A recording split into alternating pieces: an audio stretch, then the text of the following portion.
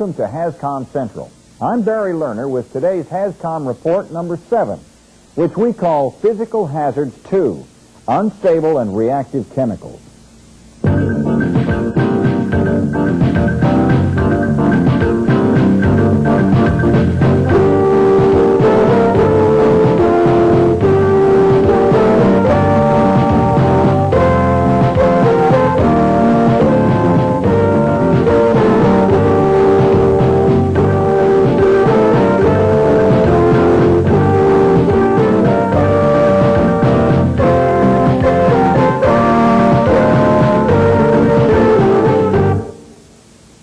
Hazardous chemicals can hurt you in a number of different ways, but we normally classify them as either physical hazards or health hazards. Physical hazards are substances that can injure you by catching fire, exploding, or reacting dangerously. Health hazards, on the other hand, are things that can affect your health adversely, either immediately or over a period of time. In a previous program, we looked at kinds of physical hazards that usually need some outside factor to set them off, such as ignition or shock. Today, we're going to talk about types of physical hazards that can activate on their own or react dangerously with other substances. These include chemicals called oxidizers, organic peroxides, and pyrophorics.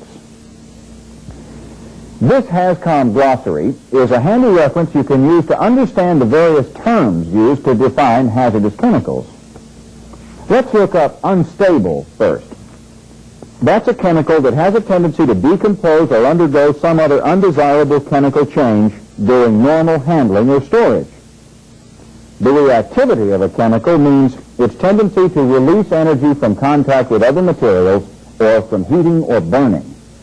These reactions can create hazardous conditions such as pressure buildup, excess heat, and toxic or corrosive fumes. Now, to help you understand more about unstable and reactive chemicals, let's go to our resident expert, Professor Sharp. Professor? Thank you, Barry. We discussed how chemicals can be reactive with themselves and with other substances. Our HazCom glossary tells us about specific kinds of reactions that are referred to in material safety data sheets. Now, unstable chemicals can polymerize, a reaction in which the molecules of a substance start combining with each other. If this reaction becomes uncontrolled, great amounts of energy can be released. Styrene is a perfect example of a chemical that has a tendency to polymerize. Other unstable chemicals have a tendency to decompose or break down when exposed to heat, chemical reaction, or decay over time. Now, this decomposition reaction can become quite violent and generate dangerous amounts of heat or toxic gases. To protect people from unwanted reaction, inhibitors are often mixed into unstable chemicals to slow down hazardous reactions. For example, an inhibitor is added to styrene to prevent polymerization. Now then, let's look at some types of reactive and unstable chemicals you might come in contact with. Chemicals called oxidizers can be especially hazardous if they're not controlled properly because they readily yield oxygen that can create or support combustion or even cause an explosion. Now, some common oxidizers are ammonium nitrate, which is used in fertilizer, and hydrogen peroxide, which is a common household disinfectant in a weak solution.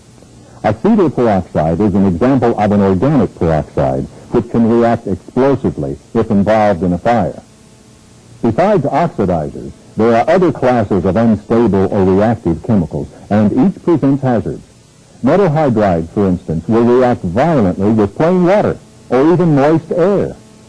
As with any chemical, your best source of safety information is from labels and material safety data sheets. Now here you see Department of Transportation labels for an oxidizer and an organic peroxide, both with flame symbols. Here's an MSDS for a strong solution of hydrogen peroxide. At the top, you can see that it's unstable. Now the other sections tell you what conditions to avoid and what materials are incompatible with hydrogen peroxide. Well, that's enough of our video classroom for right now. Back to you, Barry. Knowing how unstable and reactive chemicals can injure you helps you take the proper precautions when handling them in your job. Although we're focusing on physical hazards in this program, these chemicals can also react in ways that produce toxic or corrosive byproducts that are health hazards too. Now we're going to see a demonstration of reactivity of certain chemicals. We have Stuart Sims, a research chemist with Standard Laboratories, standing by. Stuart, I understand you're going to show us how some chemicals can react in dangerous ways. Yes, Barry, I have some samples of reactive chemicals here to demonstrate. This bottle contains chromic acid, a powerful oxidizer. Watch what happens if some of it spills on ordinary paper trash.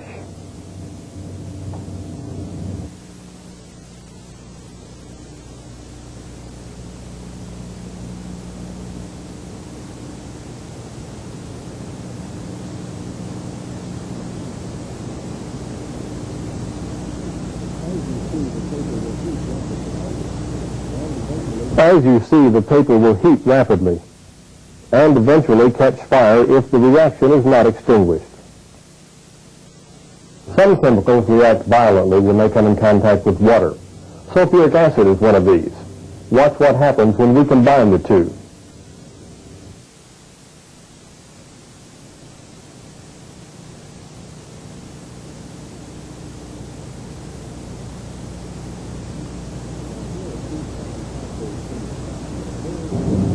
Now here are two common household cleaners, chlorine bleach and a common bowl cleaner, harmless enough by themselves, but if we mix them together, they react to form life-threatening chlorine gas, notorious for its use against troops in World War I.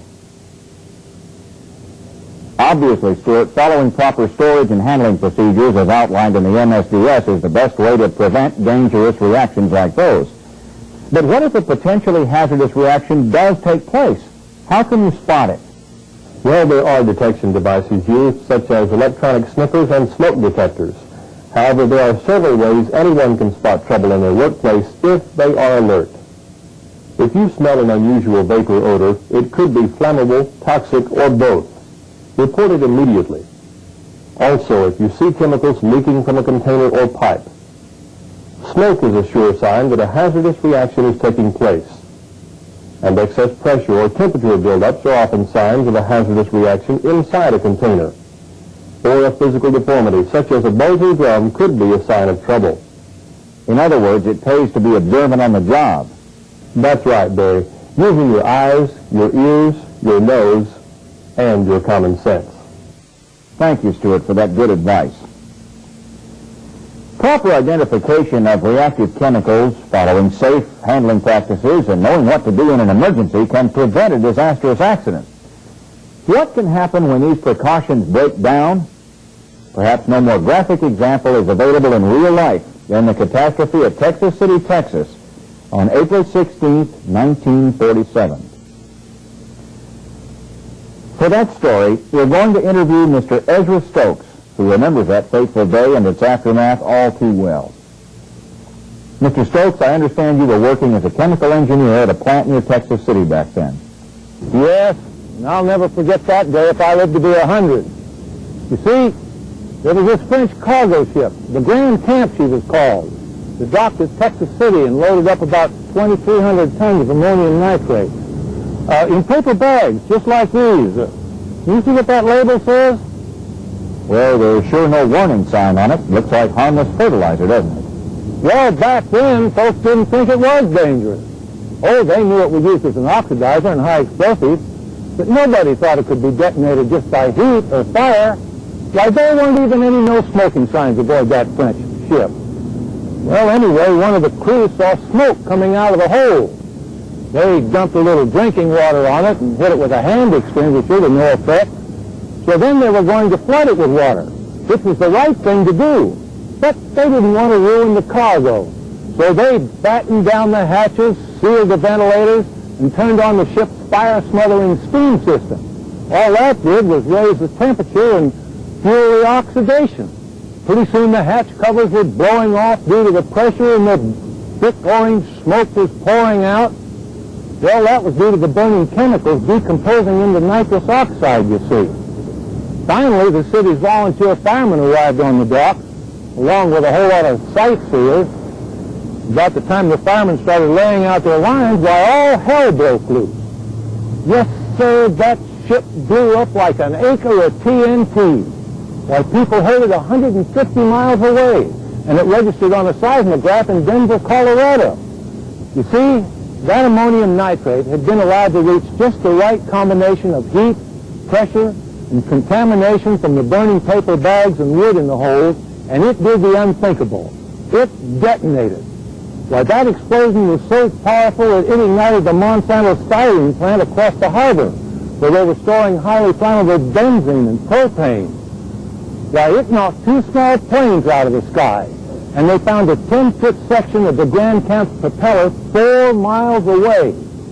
Well, the burning debris ignited another ship, the High Flyer, which was also loaded with ammonium nitrate and sulfur.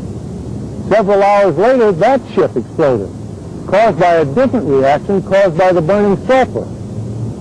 All told, 552 people were killed, 3,000 injured, and the damage cost over $50 million.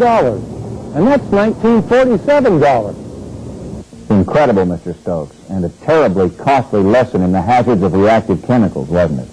Oh, yes. Now we have warning labels and MSDS on ammonium nitrate and other such chemicals. We know to keep its temperature down, and if it burns, to douse it with water, not steam. If only people that were handling this stuff would pay attention to what they're doing. That's what HAZCOM is all about, Mr. Stokes, understanding and using what we know. Thanks for being with us. The primary methods of controlling unstable and reactive chemicals are segregation and containment. But how do you know which chemicals need to be segregated from each other in your workplace? The MSDS and your company's special handling procedures are 2 very good guidelines. Now Professor Sharp has some information about chemical incompatibility. Welcome back. Professor Sharp here again to discuss an important characteristic of unstable and reactive chemicals, that being incompatibility. As with people, some chemicals just don't get along well together at all. Now, HAZCOM glossary here says materials are incompatible if they can cause dangerous reactions from direct contact with each other.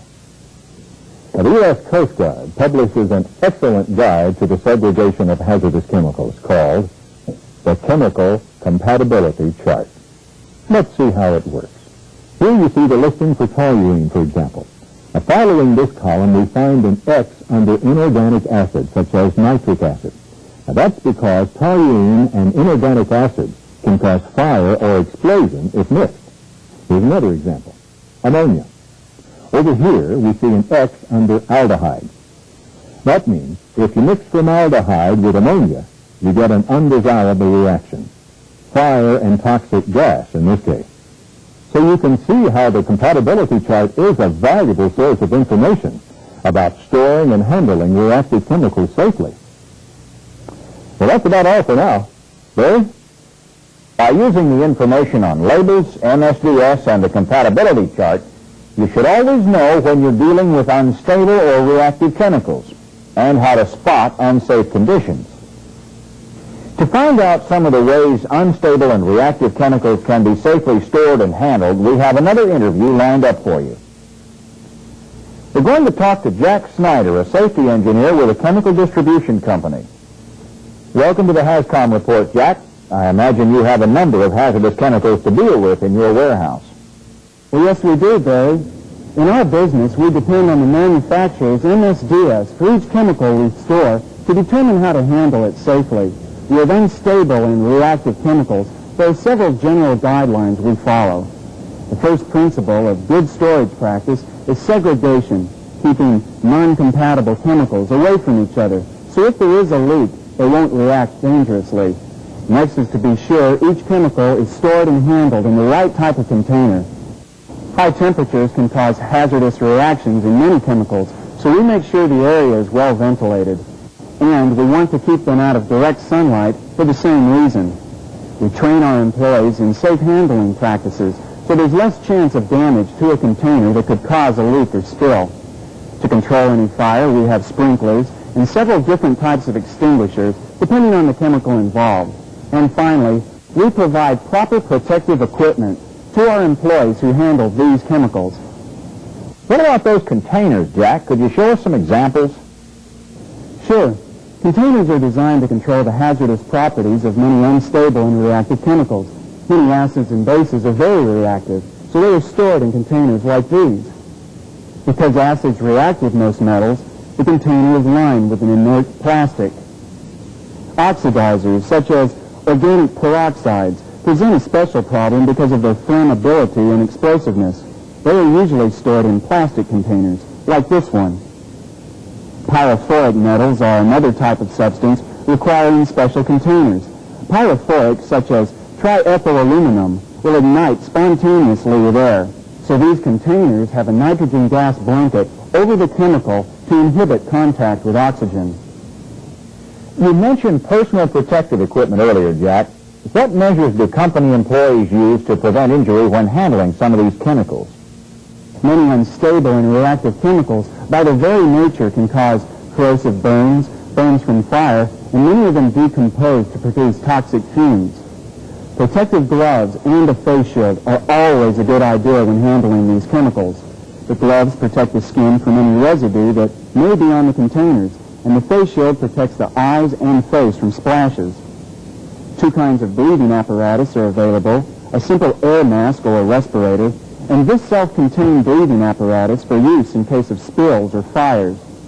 When loading or unloading corrosives, we use full protective clothing, like this acid suit. Looks like your people are well prepared. Thank you for joining us, Jack. That winds up our coverage of physical hazards for this edition. In this program, we reported to you about controlling the different types of unstable and reactive chemicals you may come in contact with in your work. Professor Sharp showed us how to find information about the reactivity of chemicals on labels and material safety data sheets. We visited a research chemist who showed us what can happen if reactive chemicals are mixed, even in the household. We saw the real-life tragic consequences of failure to control a reactive chemical in the Texas City disaster. Because proper containment is so important in controlling reactive chemicals, we investigated how these materials are stored and handled. In future editions of the HAZCOM report, we'll cover health hazards and how you can protect yourself from them. But for now, I'm Barry Lerner, and this has been the 7th in our series of HAZCOM reports. Thank you for watching.